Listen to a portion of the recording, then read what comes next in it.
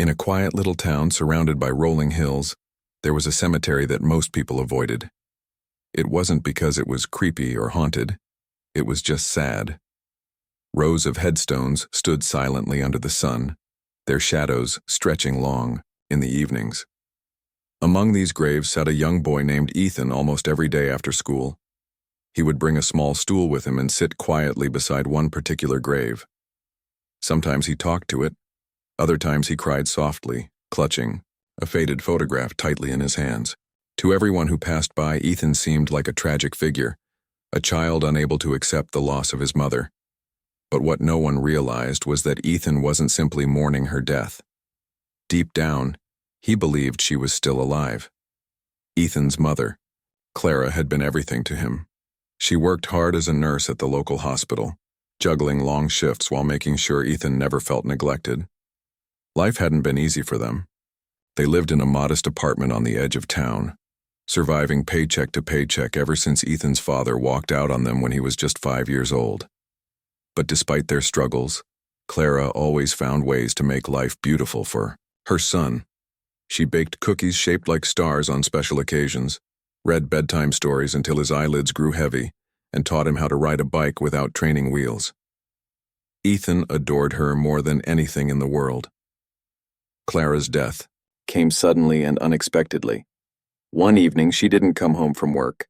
Hours turned into days, and finally the police arrived at their doorstep with devastating news. According to the report, Clara had been involved in a car accident on her way back from the hospital. Her vehicle had skidded off the road during a rainstorm, crashing into a tree. Emergency responders pronounced her dead at the scene. The funeral was held within a week, attended by colleagues from the hospital, neighbors, and a few distant relatives. Ethan stood silently throughout the service, his face pale but unreadable. When they lowered the casket into the ground, something inside him broke, but not in the way others assumed. For weeks afterward, Ethan refused to leave the house. He stopped attending school, stopped talking to friends, and barely ate. His teachers called social services, worried about his mental state. Neighbors whispered among themselves, saying things like, "Poor kid, he'll never get over this," or "He's too young to lose his mom." No one understood why Ethan kept insisting that Clara was still alive. Even when adults gently explained that death meant someone was gone forever, Ethan shook his head stubbornly. "She's not dead," he'd say firmly, clutching the photograph tighter. "I know she isn't." One day, an elderly woman who often visited the cemetery noticed Ethan sitting alone near his mother's grave. Curious, she approached him cautiously. "Hello, dear," she said softly. "Are you okay?" Ethan looked up, startled, then nodded hesitantly. The woman introduced herself as Mrs. Harper, a retired teacher. She asked if she could sit beside him, and after a moment's hesitation, Ethan scooted over slightly to make room. For the next hour, Mrs. Harper listened patiently as Ethan spoke about his mother, how kind she was, how much she loved helping others, and how certain he was that she hadn't really died. At first, Mrs. Harper thought it was just denial, a natural part of grief. But there was something different about Ethan's conviction. It wasn't anger or confusion. It was pure, unshakable belief. As weeks turned into months, Ethan began spending even more time at the cemetery. People started recognizing him as the boy who visits his mother's grave every day. Some pitied him, others thought he was strange, but none dared to confront him directly. Meanwhile, Ethan continued holding on to the hope that Clara was somewhere out there, waiting for him to find her. Every night before bed, he whispered prayers, asking whoever might be listening to bring her back to him. During the day, he scoured newspapers and online articles, searching for any mention of missing persons or mysterious accidents. Nothing matched what had happened to Clara, but Ethan didn't give up. Deep in his heart, he felt a connection to her, a pull that told him she wasn't truly gone. What Ethan didn't realize was that his unwavering faith was about to catch the attention of someone unexpected. One crisp autumn afternoon, a man dressed in an expensive suit walked through the cemetery gates. His name was Mr. Grayson, a millionaire known for his philanthropy. He had heard rumors about the boy who spent hours talking to his mother's grave, convinced she was still alive. Intrigued, Mr. Grayson decided to see for himself.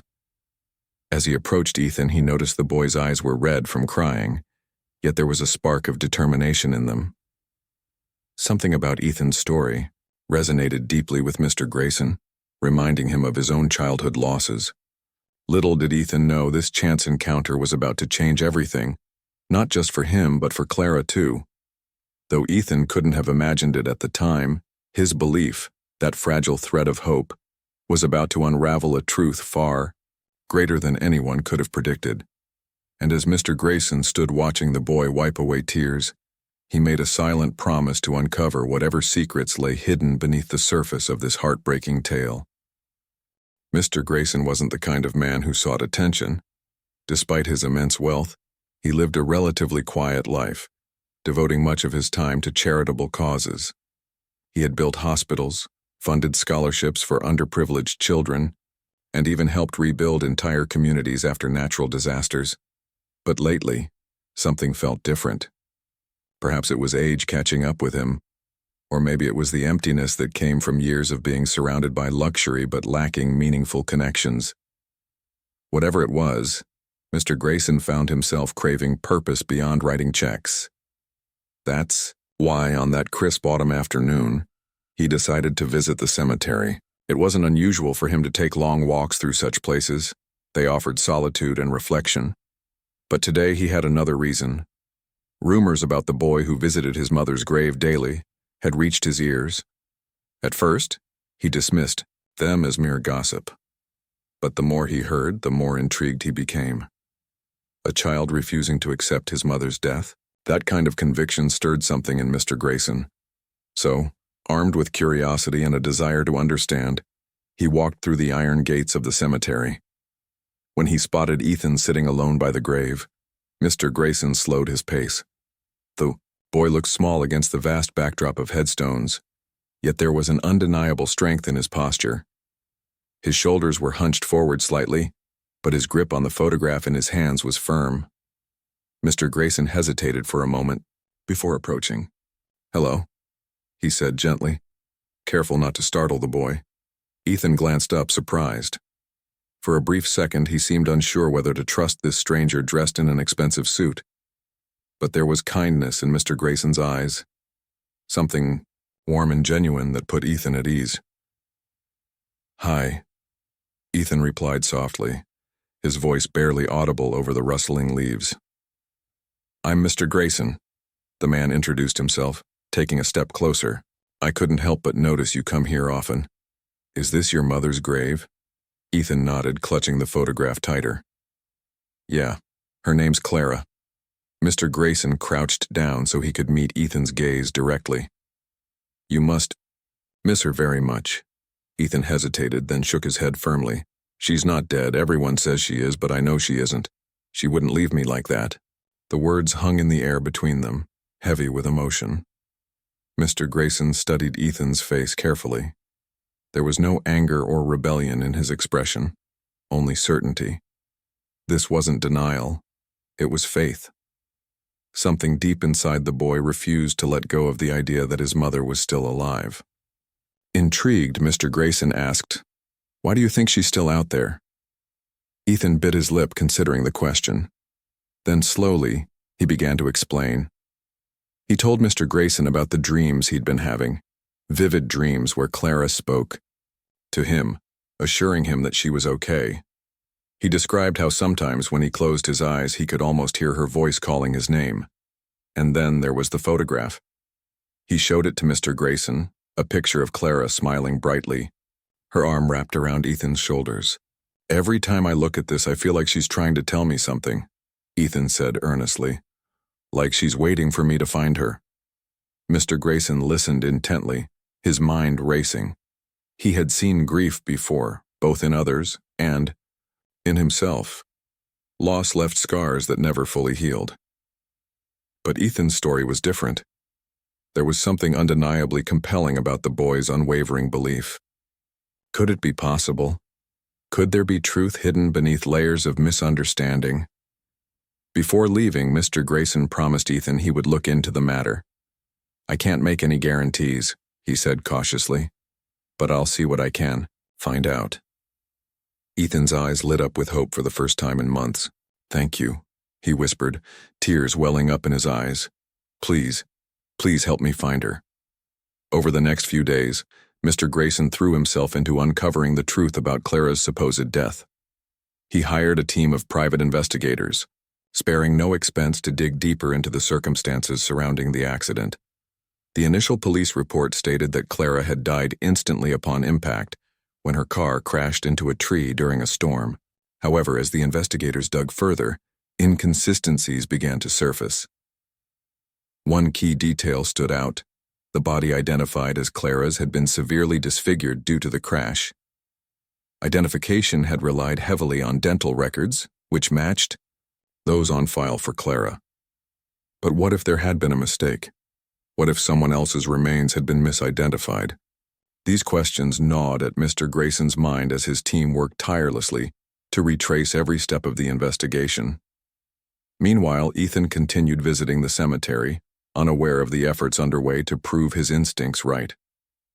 Each day, he prayed harder, hoping against hope that his mother would somehow return to him. Neighbors noticed a change in him. He seemed less withdrawn, more hopeful. Some speculated that Mr. Grayson's involvement had given him renewed optimism, while others remained skeptical, convinced that nothing could bring Clara back. As weeks passed, the investigators uncovered another startling piece of information. According to hospital records, Clara had been admitted to a nearby medical facility shortly after the accident, not as a deceased patient, but as someone in critical condition. Somehow, this crucial detail had slipped through the cracks. Instead of notifying her family, the hospital had transferred her to a long-term care center for patients in comas or vegetative states. Administrative errors and miscommunication had led everyone to believe she was dead. When Mr. Grayson received this news, his heart skipped a beat. Could it really be true? Was Clara alive after all? He immediately arranged a visit to the care center, accompanied by 2 members of his investigative team. As they entered the facility, a wave of nervous anticipation washed over him. If Clara was indeed here, what condition would she be in? Would she recognize Ethan? Or worse, had too much time passed for her to recover? Inside, the staff greeted them warmly but expressed confusion when Mr. Grayson asked about Clara.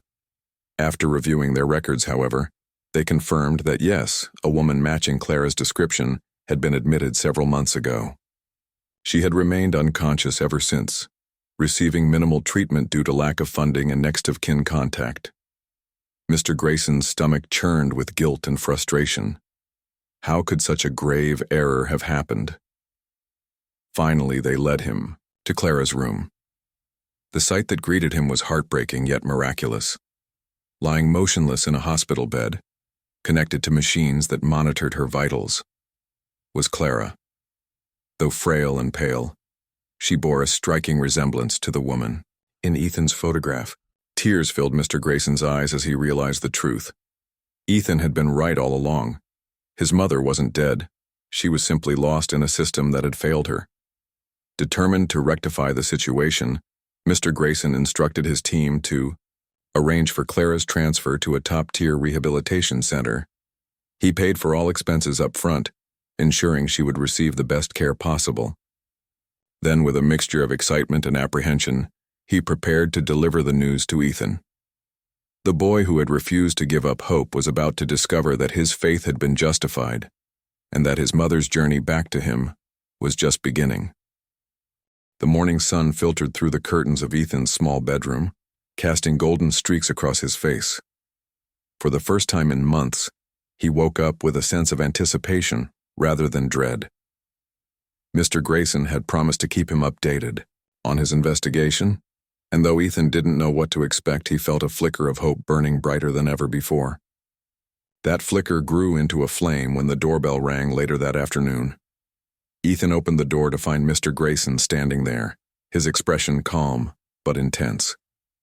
Behind him stood 2 men dressed in suits, carrying folders and tablets.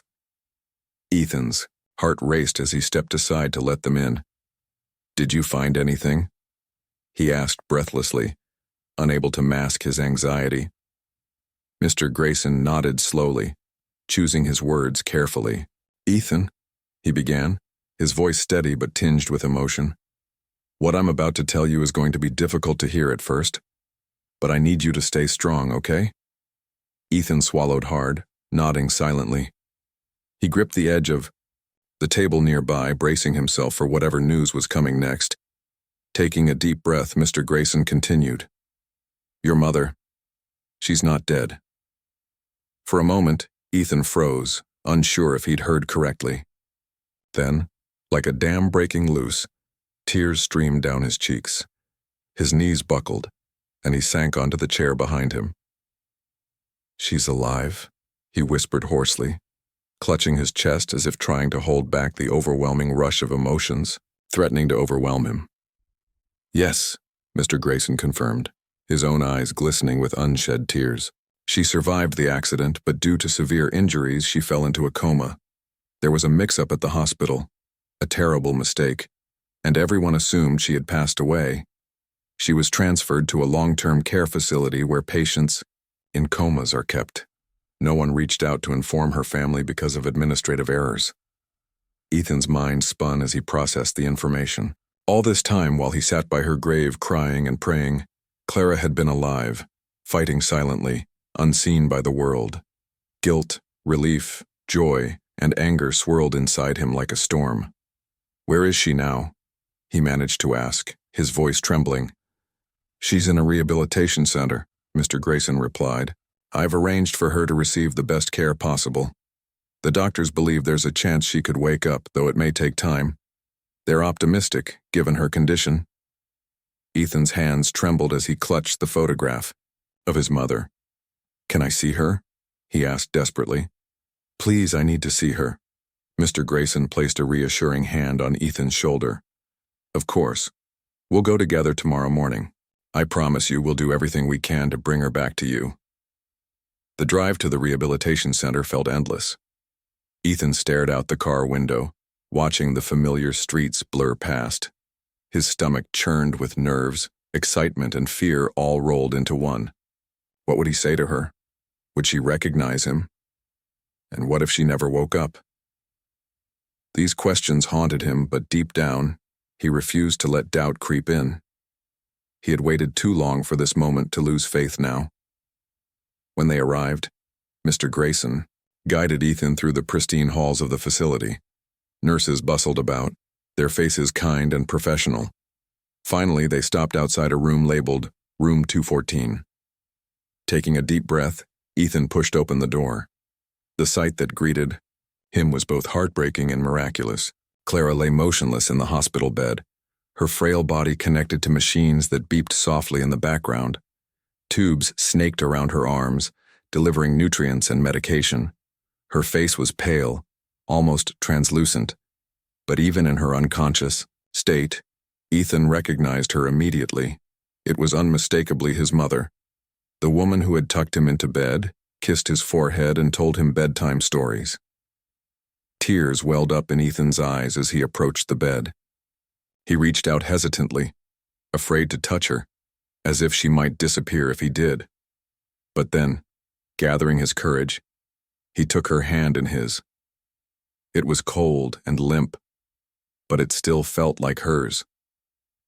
"Mom," he choked out, his voice cracking under the weight of emotion.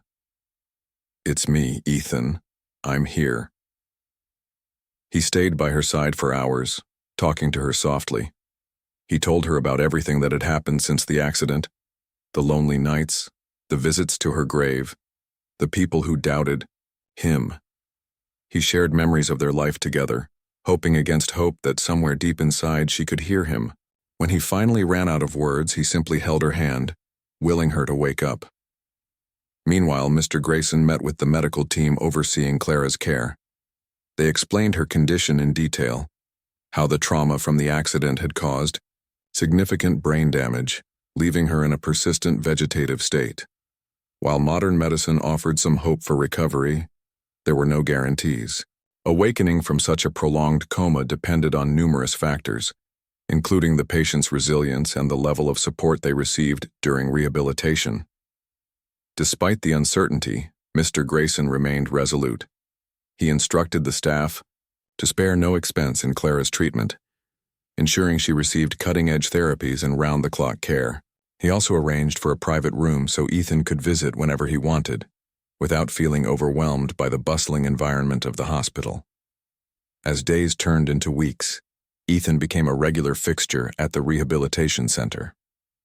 Every afternoon after school, he rushed to Clara's bedside, bringing books, music, and photographs to share with her. Sometimes he read aloud from her favorite novels. Other times, he played songs she used to hum while cooking dinner.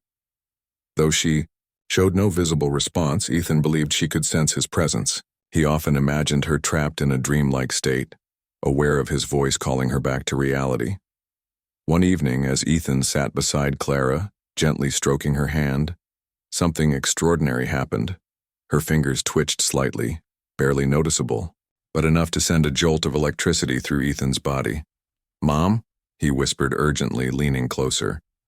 "Can you hear me?" Her eyelids fluttered faintly, and for a brief moment, her lips parted as if attempting to speak. Ethan's heart pounded wildly as he pressed the call button for the nurse. Within minutes, the room filled with medical staff checking monitors and assessing Clara's condition. Though she didn't fully awaken, the tiny movement signaled progress, sign that her body was fighting its way back to consciousness. That night, as Ethan walked home under the starlit sky, he allowed himself to feel a glimmer of optimism. For the first time since the accident, he dared to dream of a future where Clara would walk again, laugh again, and hold him close once more. The road ahead would undoubtedly be long and fraught with challenges, but Ethan knew one thing for certain. His mother was alive, and he would never stop fighting for her. The days following Clara's faint twitch of movement felt like a roller coaster for Ethan. Each morning, he woke up with a mixture of excitement and dread, wondering if today would be the day his mother opened her eyes.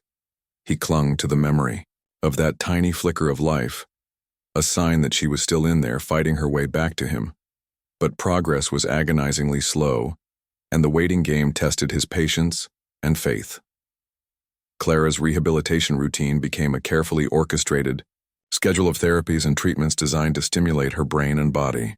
Physical therapists worked on gently moving her limbs to prevent muscle atrophy, while speech therapists played recordings of familiar voices, hoping to trigger some form of recognition. Music therapy sessions filled the room with soft melodies, songs Clara had loved when she was well. Nurses monitored her vitals around the clock, adjusting medications and ensuring her comfort. Ethan attended every session he could, sitting quietly in the corner as specialists worked with her. Sometimes he joined in, holding her hand or whispering words of encouragement. "You're strong, Mom," he'd say softly. "You can do this. I'm right here waiting for you." Though she showed no visible reaction most of the time, Ethan refused to believe she couldn't hear him. Every twitch, every flutter of her eyelids fueled his determination to keep going. Mr. Grayson visited regularly, checking on Clara's progress and offering support to Ethan. He marveled at the boy's resilience, noting how Ethan never once complained about the long hours spent by his mother's bedside. Instead, he radiated hope even on the hardest days. One afternoon, as they sat together in the hospital cafeteria, Mr. Grayson asked, "How are you holding up, Ethan?" Ethan shrugged, stirring his untouched cup of hot chocolate. "It's hard," he admitted. "Sometimes it feels like nothing's changing. But then I remember, she moved her fingers that one time. That means she's trying, right? She's still in there." Mr. Grayson nodded thoughtfully. "She's lucky to have someone like you who believes in her so strongly. Not everyone gets that kind of love and support." Ethan smiled faintly, though his eyes betrayed his exhaustion. "I just want her to wake up. I need her to know I didn't give up on her." As weeks turned into months, Clara began showing more signs of improvement. Her eyelids fluttered open occasionally, though her gaze remained unfocused. Her fingers moved slightly more often, responding to touch or sound. These small victories were celebrated as milestones, proof that her body was slowly healing. Yet the road ahead was far from smooth. One particularly grueling day, Ethan arrived at the center to find the medical team gathered around Clara's bed. A nurse explained that she had experienced a minor seizure during the night, likely caused by residual damage to her brain. While not uncommon in coma patients, it was a setback that required immediate attention. Ethan stood frozen, watching as doctors adjusted her medication and ran tests to ensure no further complications arose. Later that evening, after the commotion had settled, Ethan sat alone beside Clara. Tears streamed down his face as he leaned forward, resting his forehead against the edge of the bed. "Why is this taking so long?" he whispered brokenly. "Mom, please, wake up, I miss you so much." For the first time since learning she was alive, doubt crept into Ethan's mind. What if she never fully recovered? What if she stayed trapped in this limbo forever?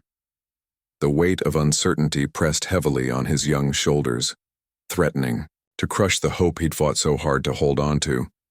But even in his darkest moments, Ethan found solace in the kindness of those around him. Mrs. Harper, the elderly woman from the cemetery, started visiting regularly, bringing homemade meals, and listening patiently as Ethan poured out his fears. Teachers at school sent encouraging notes praising his dedication despite the challenges he faced, and Mr. Grayson continued to stand by him, reminding Ethan that miracles often took time. Then came the day that changed everything. It was an ordinary afternoon, much like any other. Ethan sat by Clara's bed reading aloud from one of her favorite books, a romance novel she had read countless times. As he reached a particularly emotional scene, he paused, glancing at her face. To his astonishment, Clara's lips curved upward ever so slightly. At first he thought he imagined it, a trick of the light or wishful thinking, but then her eyes fluttered open again, and this time, they locked onto his. "Mom," Ethan gasped, dropping the book. His heart raced as he leaned closer, searching, her gaze for recognition. For a moment she looked confused, disoriented, but then something clicked. Her hand moved weakly toward his, brushing against it before falling back onto the bed. Tears streamed down Ethan's face as he grabbed her hand tightly. "It's me, Ethan," he choked out. "I'm here. You're okay now." Though Clara couldn't speak yet, her eyes conveyed a depth of emotion that left no room for doubt. She knew him. She remembered. The nurses rushed in, alerted by the sudden change in her condition. They conducted a series of tests, confirming that Clara had indeed regained consciousness. While she was still extremely weak and unable to communicate verbally, the breakthrough marked a turning point in her recovery. News of Clara's awakening spread quickly, reaching everyone who had followed Ethan's journey. Neighbors who had once whispered about the grieving boy now spoke of his unwavering faith with admiration. Teachers praised his perseverance, and friends rallied around him, offering their support. Even strangers expressed awe at the story of a child who refused to let go of hope, and whose belief ultimately led to a miracle. Mr. Grayson arrived later that evening, visibly moved by the news. "You did it, Ethan," he said, placing a hand on the boy's shoulder. "Your love brought her back." Ethan shook his head, tears still streaming down his face. "No, she did it. She fought her way back to me." Over the next few weeks, Clara's progress accelerated. With intensive therapy, she regained limited mobility in her arms and legs. Speech therapy helped her form simple words, though full sentences remained difficult.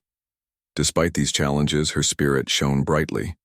She smiled often, especially when Ethan was near, and her eyes sparkled with gratitude whenever Mr. Grayson visited. Life wasn't perfect, and there were still hurdles to overcome. But for the first time in months, Ethan allowed himself to dream of a future where Clara would walk again, laugh again, and share moments of joy with him.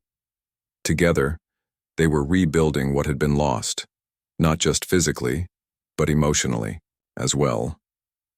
And through it all, Ethan carried a newfound understanding that sometimes love and faith were the strongest forces of all. Clara's awakening marked the start of a new chapter for Ethan and his mother, but it also brought its own set of challenges. While her return to consciousness was nothing short of miraculous, the road to full recovery was long and arduous. Every step forward seemed accompanied by 2 steps back, testing their patience and resolve. Yet, through it all, Ethan remained steadfast, determined to help Clara reclaim the life she had lost. In the weeks following her awakening, Clara underwent rigorous rehabilitation sessions designed to rebuild her strength and cognitive abilities. Physical therapy focused on regaining control over her limbs, which had grown weak from months of inactivity. At first, even simple tasks like lifting her arm or turning her head required immense effort, but Clara approached each exercise with quiet determination, drawing strength from Ethan's unwavering support. Speech therapy proved equally challenging.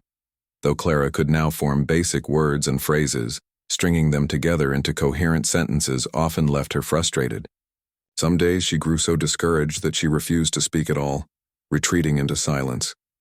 On those days, Ethan sat beside her, holding her hand and reminding her how far she'd already come. "You're stronger than you think, Mom," he'd say softly. "Just take it one word at a time." Despite the setbacks, there were moments of triumph that made everything worthwhile. One afternoon during a speech therapy session, Clara managed to say Ethan's name clearly for the first time since waking up. The room fell silent as everyone turned to look at her. Tears welled up in Ethan's eyes as he hugged her tightly. "I'm here, Mom," he whispered. "I'll always be here." As Clara grew stronger, Mr. Grayson arranged for her to move into a cozy apartment near the rehabilitation center. It was modest, but comfortable, with large windows that let in plenty of sunlight. Ethan helped decorate the space, hanging photographs of happier times and arranging furniture to make it feel like home. For the first time in months, they shared meals together at a dining table instead of a hospital bed. These small routines gave Clara a sense of normalcy, something she desperately needed after months of uncertainty. But adjusting to life outside the hospital wasn't easy. Clara struggled with everyday tasks that once came naturally to her. Cooking, cleaning, even dressing herself. Her hands trembled when she tried to hold utensils, and fatigue overwhelmed her quickly, yet she refused to give up. With Ethan's encouragement, she practiced tirelessly, slowly regaining independence bit by bit. One evening, as they sat together on the couch watching an old movie, Clara turned to Ethan and said, "Thank you." Her voice was soft but filled with emotion. Startled, Ethan looked at her. "For what?" he asked. "For believing in me," she replied, her eyes glistening with tears. "When I couldn't fight for myself, you fought for me. You kept me alive, not just my body but my spirit too." Ethan shook his head, his own eyes brimming with tears. "I didn't do anything special, Mom. I knew you were still out there. I could feel it." Clara smiled faintly, reaching out to touch his cheek. "That's why you're my miracle, Ethan. You remind me every day why I have to keep going." While Clara worked on rebuilding her life, Ethan faced challenges of his own. Returning to school after months of absence wasn't easy. He had fallen behind in his studies, and catching up felt overwhelming at times. His classmates, though, curious about his story, didn't fully understand what he had been through. Some treated him differently, unsure of how to act around someone who had endured such profound loss and hardship. But Ethan found solace in unexpected places. Teachers went out of their way to support him, offering extra tutoring sessions and flexible deadlines. Friends who had drifted away during his absence began reaching out, inviting him to hang out or simply checking in to see how he was doing. Slowly but surely, Ethan started reconnecting with the world beyond the hospital walls. Still, balancing schoolwork with caring for Clara was no easy feat. Many nights, Ethan stayed up late helping her practice exercises or preparing meals for her the next day. Exhaustion became a constant companion, but he never complained. Seeing Clara smile, even if it was fleeting, made every sacrifice worth it. Mr. Grayson continued to play a pivotal role in their lives, ensuring they had everything they needed to thrive. He covered all medical expenses, hired caregivers to assist Clara during Ethan's school hours, and even arranged for counseling sessions to help both of them process the trauma they had endured. When Ethan expressed concern about accepting so much help, Mr. Grayson simply smiled and said, "Sometimes letting others care for you is just as important as caring for others." As the months passed, Clara's progress became increasingly evident. She began taking short walks around the neighborhood, leaning on Ethan's arm for support, Her speech improved, allowing her to share snippets of memories from before the accident. She even returned to her passion for baking, carefully, measuring ingredients and decorating cookies with shaky but steady hands. Watching her laugh as flour dusted her cheeks reminded Ethan of the mother he had always known, the strong, loving woman who had shaped his world. Yet despite the joy of seeing Clara recover, shadows of the past lingered. Nightmares haunted Ethan, replaying the car crash over and over in his mind. Guilt gnawed at him, wondering if he could have done more to prevent the accident or find her sooner. During one particularly difficult night, Clara pulled him close, cradling him like she used to when he was little. "None of this is your fault, sweetheart," she murmured, stroking his hair. "We've both been through so much, but we're here now. That's what matters." Her words brought Ethan comfort, but healing would take time, for both of them. They attended therapy sessions together, learning how to navigate their emotions and rebuild their bond. Through laughter and tears, they discovered that while scars remained, they also served as reminders of how far they had come. The community rallied around Ethan and Clara, inspired by their resilience. Neighbors organized fundraisers to ease their financial burden, and local businesses donated groceries and household supplies. Even strangers reached out, sharing messages of hope and admiration for Ethan's unwavering faith. What had once been a private struggle transformed into a testament to the power of love, determination, and second chances. One crisp autumn morning, exactly a year after Ethan first met Mr. Grayson at the cemetery, the three of them stood together outside the apartment building. Clara leaned on Ethan's arm, her steps slow but steady. Mr. Grayson watched them with a proud smile, marveling at how far they had come since that fateful day. "You've both overcome so much," he said, his voice thick with emotion. "Never forget how strong you are." Clara nodded, her eyes shining with gratitude. "We wouldn't have made it without you, Mr. Grayson. Thank you for believing in us." Ethan grinned, looking between his mother and the man who had changed their lives forever. "Yeah, thank you. We're lucky to have you." As they stood there, bathed in golden sunlight, Ethan felt a sense of peace wash over him. Life wasn't perfect, and challenges still lay ahead. But for the first time in a long time, he allowed himself to believe that brighter days were waiting just beyond the horizon. Months turned into years, and Ethan and Clara's lives slowly transformed from a story of survival to one of triumph. The scars of their journey remained, but they no longer defined them. Instead, they became reminders of the strength they had, discovered within themselves, and the unbreakable bond that had carried them through their darkest days.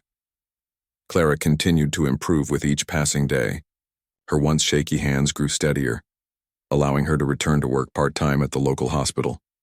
Though she could no longer handle the long shifts or demanding tasks of her previous role as a nurse, she found joy in volunteering at the pediatric ward. There, she read stories to sick children, offering comfort and laughter to those who needed it most. Watching her interact with the kids filled Ethan with pride. It was like seeing a piece of his childhood come alive again. The same warmth and kindness she had always shown him now lighting up the faces of others. For Ethan, life took on a new rhythm. He graduated high school at the top of his class, earning scholarships that would allow him to attend college. His teachers often praised his resilience, calling him an inspiration to everyone around him. But Ethan didn't see himself as extraordinary. He simply believed he had done what anyone would do for someone they loved. Still, he couldn't deny how much he had grown over the years. The boy who had once sat alone by his mother's grave, clutching a photograph and clinging to hope, had become a young man determined to make the most of every opportunity life gave him. On the morning of his college acceptance ceremony, Ethan stood before the mirror, adjusting his tie nervously. Behind him, Clara watched with tears in her eyes. "You look so handsome," she said softly, her voice trembling with emotion. "I'm so proud of you, Ethan." Ethan turned to face her, smiling despite the lump in his throat. "I couldn't have done any of this without you, Mom. You're the reason I kept going." Clara stepped forward, pulling him into a tight hug. "And you're the reason I'm standing here today." We saved each other, sweetheart. Don't ever forget that. As Ethan walked across the stage later that afternoon to receive his diploma, he glanced into the audience and saw Clara sitting beside Mr. Grayson, both of them beaming with pride. In that moment, he felt a profound sense of gratitude, not just for their support but for the second chance they had all been given. Mr. Grayson remained a constant presence in their lives, though his role evolved over time. What began as an act of curiosity and compassion turned into a deep friendship. He attended family gatherings, celebrated holidays with them, and even helped Ethan prepare for college interviews. To Ethan and Clara, he wasn't just a wealthy benefactor, he was family. One summer evening, as the three of them sat together on the porch watching the sunset, Mr. Grayson reflected on everything that had happened. "You know," he said thoughtfully, "when I first met Ethan at the cemetery, I never imagined how much your story would change me. It reminded me of something I'd forgotten, that love can move mountains." Clara smiled warmly. "And kindness can heal wounds we didn't even know we had. Thank you, Mr. Grayson, for everything." Ethan nodded in agreement. "If it weren't for you, none of this would have been possible. You gave us more than money. You gave us hope." Mr. Grayson chuckled softly, waving off their praise. "Hope is something you two brought to me. Watching you fight for each other has taught me what truly matters in life. Family, love, resilience." The conversation lingered in the air as fireflies danced around them, casting a soft glow over the yard. For the first time in years, Ethan felt a sense of peace, a quiet certainty that no matter what challenges lay ahead, he and Clara would face them together. College proved to be another chapter of growth for Ethan. He chose to study medicine, inspired by his mother's dedication to helping others. Balancing coursework and exams wasn't easy, especially since he still visited Clara regularly to help with household chores or simply spend time together. But Clara encouraged him to focus on his dreams, reminding him that she was strong enough to manage on her own now. During one particularly stressful semester, Ethan called home late at night, overwhelmed by assignments and deadlines. Clara listened patiently as he vented, then offered gentle advice. "Remember why you started this journey, Ethan. You're doing this not just for yourself, but for everyone who needs someone like you in their corner. Take it one step at a time. You've got this." Her words calmed him, grounding him in the purpose that had driven him all along. Slowly but surely, he found his footing, excelling in his studies and earning the respect of his professors and peers. By the time he graduated, he had secured a position at a prestigious hospital, fulfilling a dream that once seemed impossible. Years later, Ethan stood in the same cemetery where his journey had begun. This time, however, there was no sadness in his heart. Beside him, Clara placed fresh flowers on the headstone marked with her name. The grave Ethan had visited countless times, believing against all odds that she was still alive. "I guess we can finally say goodbye to this place," Clara said softly, her voice tinged with nostalgia. "It's where our story changed forever." Ethan nodded, wrapping an arm around her shoulders. "Yeah, but it's also where I learned to believe in miracles, and I'll carry that lesson with me for the rest of my life." Together they walked away from the gravesite, leaving behind the past but carrying its lessons forward. As they strolled hand in hand toward the car, Ethan glanced at his mother and smiled. They had faced unimaginable loss, fought battles that seemed insurmountable, and emerged stronger than ever. Their story was proof that even in the darkest moments, light could find its way through, if only you dared to believe, and believe they did.